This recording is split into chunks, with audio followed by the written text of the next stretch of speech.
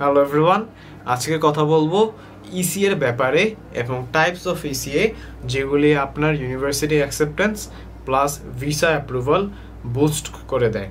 So ECA যদি বলি, ECA are of two kinds. First is major related ECA that aligns with your subject or the major you are taking in your university. Secondly is non-major related ECA that does not align with your subject or যেটা হচ্ছে আপনার কোনো মূলত আপনার সাবজেক্টের সাথে কোনো ধরনের রিলেশন নাই, এটা হচ্ছে নন major related ECA. So firstly আমি যদি বলি মেজর রিলেটেড ইসিএ এর কিছু এক্সাম্পলস। ফর এক্সাম্পল আমি নিয়ে নিচ্ছি business administration for your major.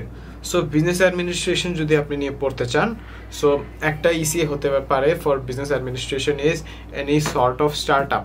For example আপনি যদি ব্যাচেলার্সে যদি বিজনেস অ্যাডমিনিস্ট্রেশন নিয়ে ইউনিভার্সিটিতে যেতে চান, সো আমরা কিন্তু অনেক প্রায় সময় দেখি যে বিভিন্ন নিউজ চ্যানেলে কিন্তু থাকে যে হাই স্কুলের পড়ার পাশাপাশি কিংবা এইচএসসি দেওয়ার পাশাপাশি অনেকে হচ্ছে ফুড কার্টে কোনো ধরনের ফুড, কোনো ধরনের হচ্ছে যে কোনো ধরনের প্রোডাক্ট বা কোনো ধরনের সার্ভিস এগুলি দিয়ে থাকে।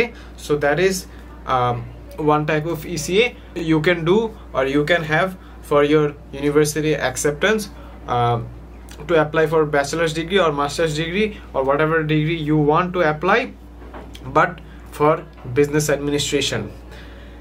Anyways, আমি যদি বলি আরেকটা ECA that is also major related, that would be internship.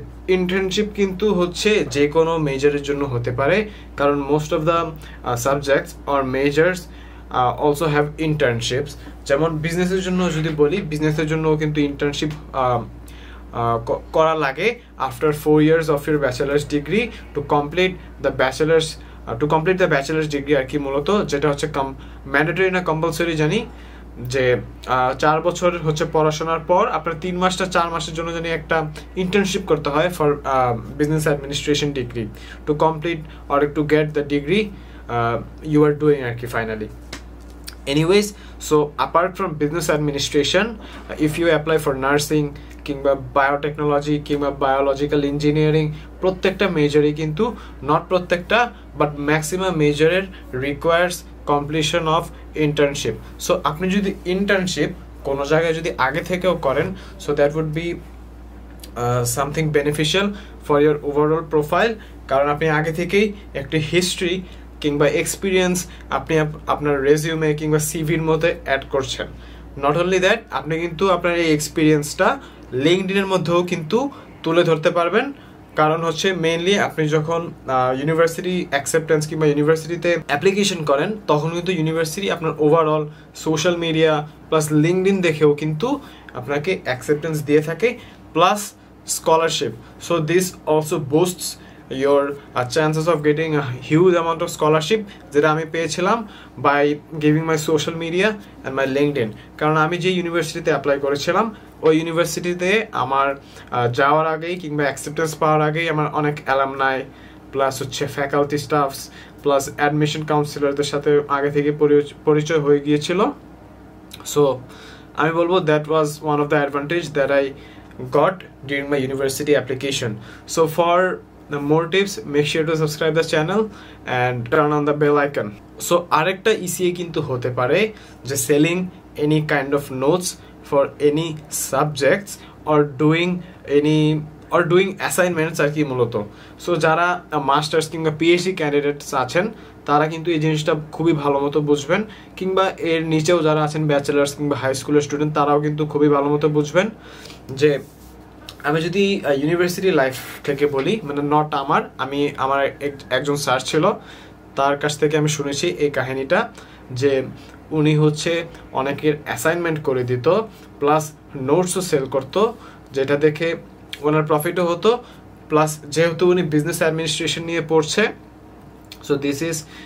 so this can be considered as one of the ECA, কারণ হচ্ছে আপনি আগে থেকেই এক ধরনের একটা বিজনেস করছে। I know this is something silly, but you can consider this as one of the easy ECAs that you can do. Alright, এখন যদি বলি লিঙ্কডইনের কথা, আমি লিঙ্কডইন কেন খুবই আগে থেকে খোলার জন্য বলি, আমার যারা পেইড সার্ভিসের ক্যান্ডিডেটসরা আছেন এবং যারা ফ্রি ক্যান্ডিডেটসরা আছেন, আমি তাদেরকে সবাইকেই সবসময় বলে থাকি যে make sure to handle your LinkedIn very well and also make your network higher before you are going for any kind of university application or before you are choosing your universities.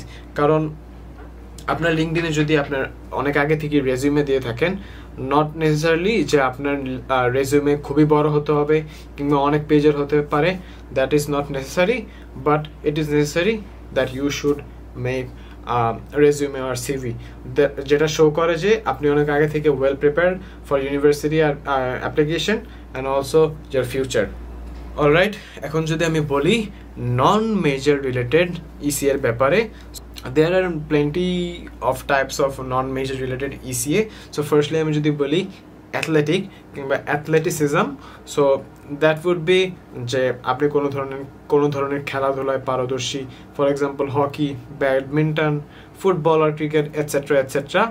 So আপনার যদি ওইরকম কোনো ধরনের মেডালস কিংবা ট্রফিজ কিংবা কোনো ধরনের certificates থাকে, that would also be good for you যদি আপনি সেটা মেনশন করেন একটি পিডিএফ কিংবা ডক ফাইল বানিয়ে while doing your emails or asking any questions, সেটা যদি আপনি আপনার ইমেইলে ডক ফাইল বানিয়ে অ্যাটাচ করে দেন while asking any sort of questions to your admission officer কিংবা আপনার প্রফেসর, এটা কিন্তু বুস্ট করে আপনার chances to get a scholarship কিংবা your acceptance। যেমন আমি আমার এক্সাম্পল দেখাই, আমার অনেক ধরনের মেডালস ছিল আর কি। Basically I am not trying to flex, but I am showing যে আমি কি ধরনের ইসিএ দেখিয়েছিলাম। সো এটা ছিল মূলত সেকেন্ড হওয়ার, এটা ছিল মেডাল যেটা আমি আমার বায়োলজি অলিম্পিয়াডে পেয়েছিলাম আমার স্কুল থেকেই, সেকেন্ড হয়েছিলাম আমি। অলরাইট, আমি আরেকটু দেখিয়ে দিই, এটা হচ্ছে কেমিস্ট্রি অলিম্পিয়াডের জন্য।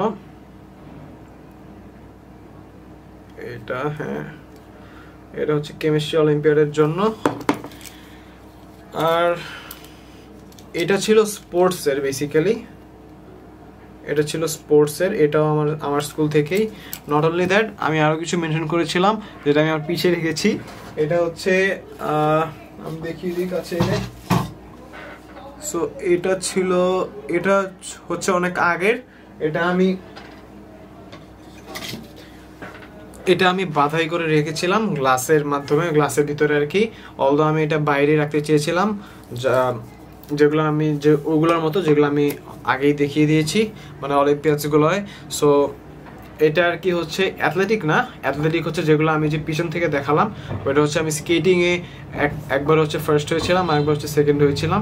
এটা হচ্ছে রিসেন্টলি ঘটনা, এই দুইটা হচ্ছে আগের, মানে 2011 থেকে 2012-এর মধ্যে দুই বছরে দুইবারই, একবার হচ্ছে ফার্স্ট একবার হচ্ছে সেকেন্ড হয়েছিলাম। এনিওয়েজ, এখন যদি বলি ভলান্টিয়ারিং এর কথা, ভলান্টিয়ারিংও কিন্তু is one of the ECA that you can consider, কারণ হচ্ছে ইউনাইটেড স্টেটসের মধ্যে কিন্তু ভলান্টিয়ারিং, অ্যাথলেটিসিজম মানে যে কোনো ধরনেরই এগুলো ECA কিন্তু খুবই হাইলি ভ্যালুয়েবল। যেমন আমি কিন্তু অনেক আগে থেকেই, আমি আমার আগের ভিডিওগুলোতেও মেনশন করেছিলাম যে আমি একটি অর্গানাইজেশনের সাথে জড়িত ছিলাম, gift for good work foundation নামের। সো ওইটার আমি এখন প্রেসিডেন্ট আছি, and after August I will be resigning from my position and I will be heading towards my university.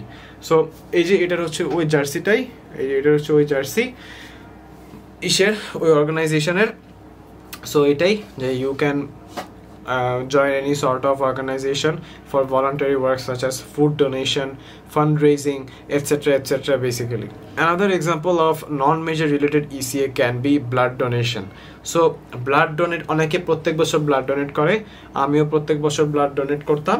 আমাদের নিয়ারেস্ট যে ব্লাড ব্যাংক আছে কিংবা হসপিটালসগুলোতে, কিংবা অনেকে কন্ট্যাক্ট করে থাকে ফ্রম রিলেটিভ কিংবা রিলেটেড পারসন কিংবা নন মিউচুয়াল পারসনদের মাধ্যমে কন্ট্যাক্ট করে থাকে যে এই ব্লাড গ্রুপের ব্লাড দরকার এটসেট্রা।